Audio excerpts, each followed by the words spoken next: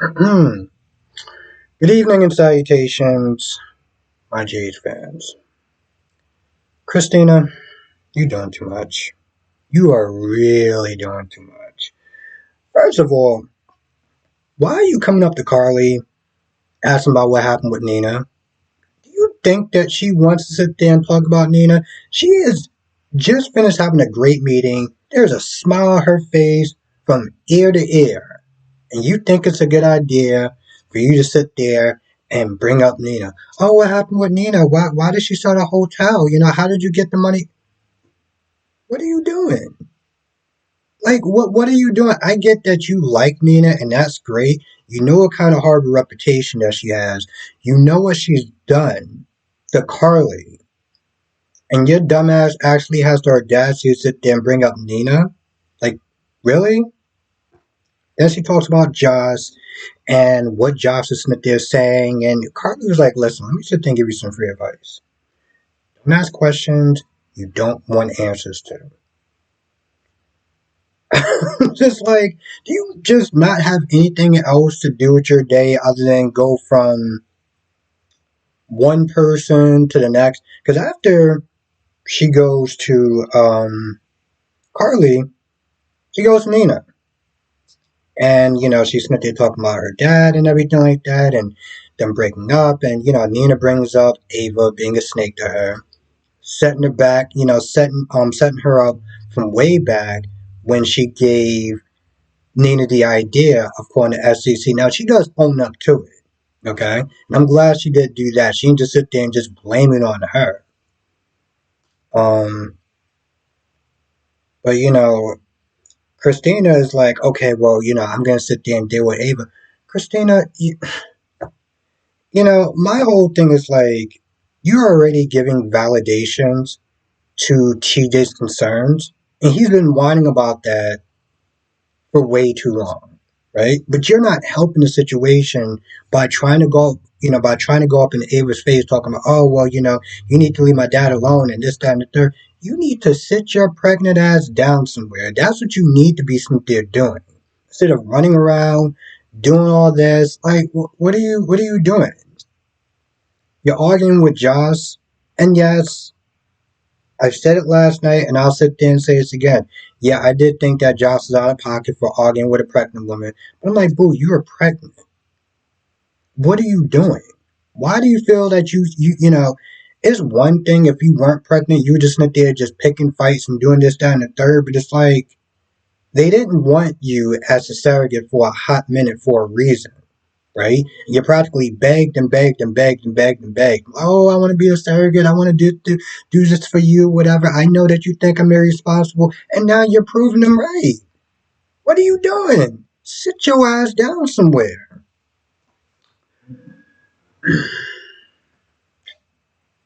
What's next? Oh, TJ. So they're saying, I don't want to be the pregnant police or whatever. I was like, bro. First of all, the fact that he was sitting there talking about, oh, she's running around defending her father, her family, and everything like that, bro. You do realize that that Sonny is Molly's uncle, right? You want to sit there and talk about, oh, I didn't want to sit there and do this because of the family connection. I'm like, bro, your girlfriend sister is Kristina. You knew that from jump. So, like, you just. So the problem with his worry, his attitude, and everything like that is because it's been far too late the minute you started dating Molly. Everything at this point, just shut up and deal with it. And if you didn't want, the family connection, she can't help, and neither can Molly when you really start to think about it. Um, but all of this whining and stuff like that, and granted, yes, there is legitimate concerns. He did sit there and talk about how he didn't want, her out late fighting and stuff like that, causing stress for the baby and herself, and we all get that. But you didn't sit there and speak up. You didn't say anything. You didn't sit there and be like, you know what, listen, we ain't doing this. Not with her. So everything else after is just, it's too late. It's too late, bro. No one cares at this point. Like, you just have to sit there and deal with it the best way that you can, and that's it. On top of that, Molly was like, "Yeah, you being a little kind of ungrateful." Like, well, I'm not trying to be. Well, you are. So stop. And like she said, it was one time she went. There was a party that she went to, and that just happened. Chill the f out. Or better yet, you know what? Why don't you sit there and talk to Mom? I mean, why don't you sit there and talk to Kristina?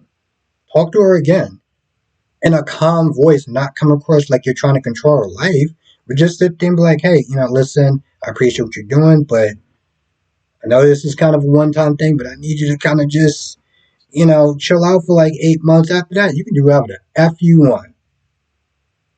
I mean, I don't want you to, but I'm saying you can do whatever the F you want after about like 8 more months. Just saying.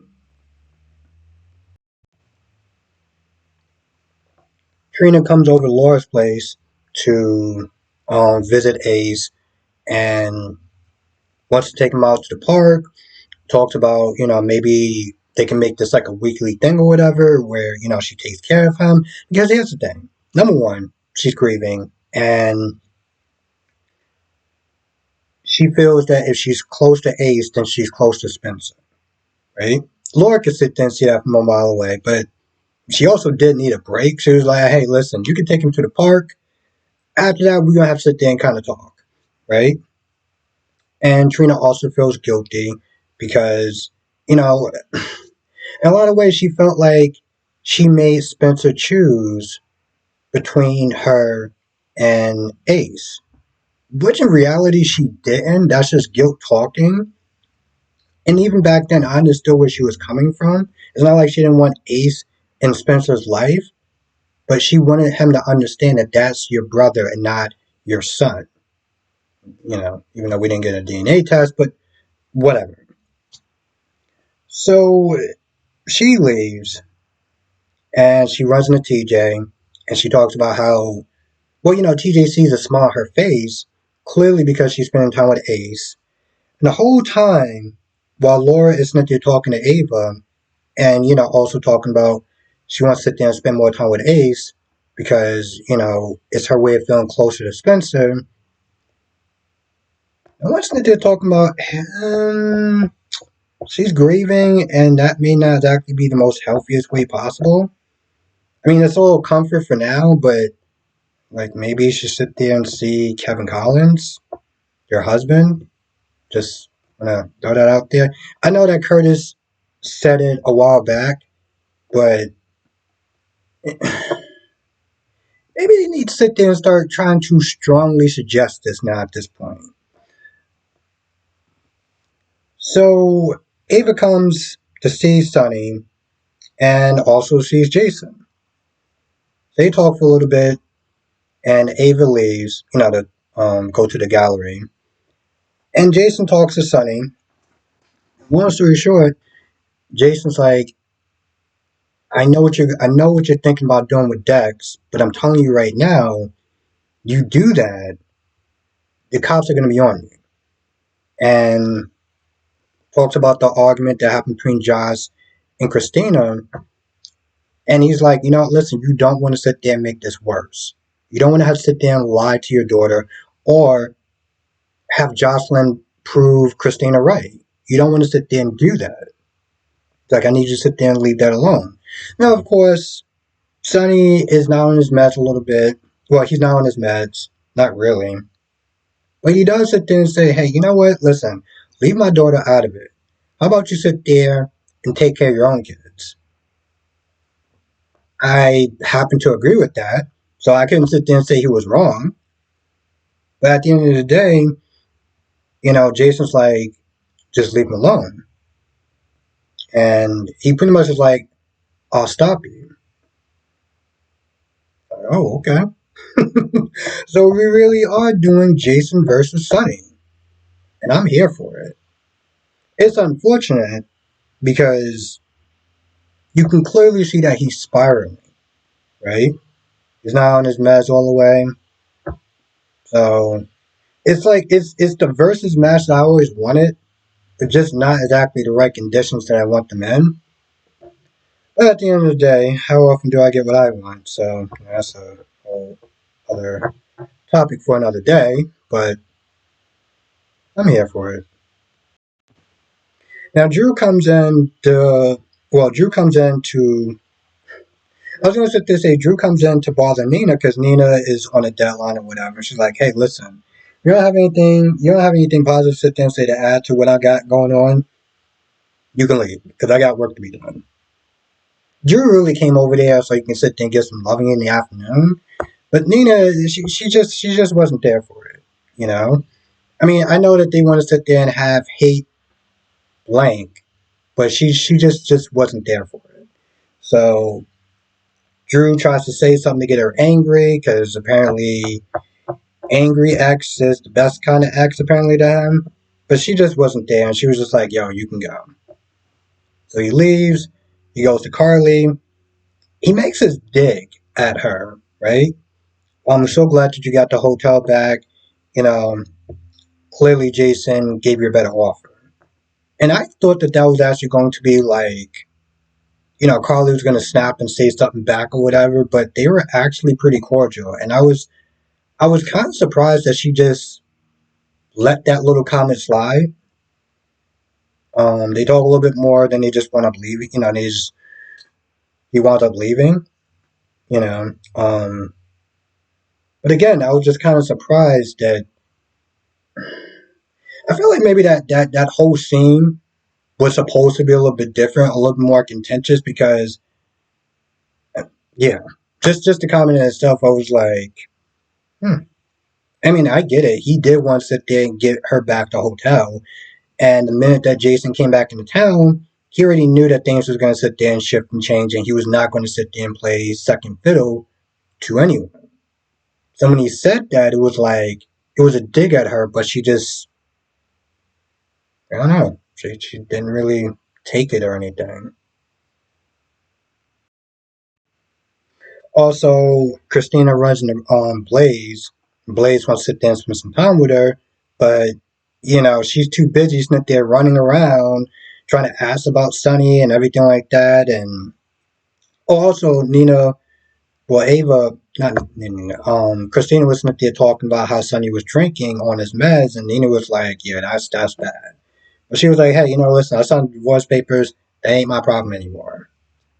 I'm like, maybe we should have made more time for Blaze instead of running around trying to solve stuff and defend your dad and everything like that. Like you doing too much. Like you really doing too much. Um, and Blaze did want to talk into Brooklyn, which I'm not gonna lie, I felt like this scene was just crammed in today. I really did. I felt like this scene was really just crammed in today. Um, they just pretty much talked about what she was doing for Blaze as far as setting up like concerts and stuff like that in Port Charles, and also talking about how um, I don't know that she should like come out and stuff like that for the public, and pretty much Blaze is like, my mom just doesn't want my personal life out there because she doesn't want her to lose any fans, which unfortunately, as much of a control freak as her mom is, she's not wrong. Like, there's always going to be people who's going to be like, oh, well, I can't send the message anymore because of reasons. And I'll just leave it at that because I can, yeah. It's unfortunate, but it's 2024 and some people are still just in the Stone Ages. I'll sit there and say, um, yeah, the scene just it wasn't a bad scene. It just seemed like they just kind of crammed that in there. I don't really know why we could have just did without that scene in general. Uh, there was also one point where Ava was not there talking about Sonny and living with Sonny, and she called it home, and Laura's like, "Wait, you think of Sonny's penthouse as your home now? Like, what is that about?" And of course, Ava tried to cover it and everything like that, but it was like, I think this may be more of a hint of her actually falling for him, wanting to be with him. I don't really understand where this is coming from though. She never really seemed like she had that much of an attraction for him.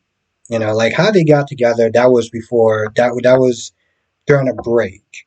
And it seemed like it was more of hate loving in the afternoon than anything else. But she never really seemed like she had any signs on being with him.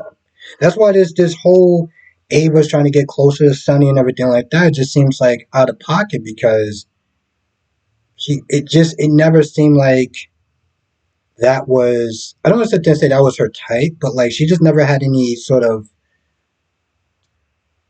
vibes that she was ever really attracted to him. Like they seemed like she hated him more than anything else.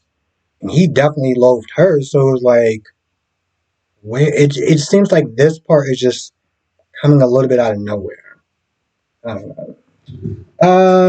Anyway, I feel like that's about it. I can't think of anything else. But as I always sit there and say, come to the live stream tonight, 8 p.m. Eastern, 5 p.m. Pacific. We'll sit there and talk about all the shows, General Hospital, Days of Our Lives, Born the Beautiful, Young and the Restless. And I'll see you in the next video.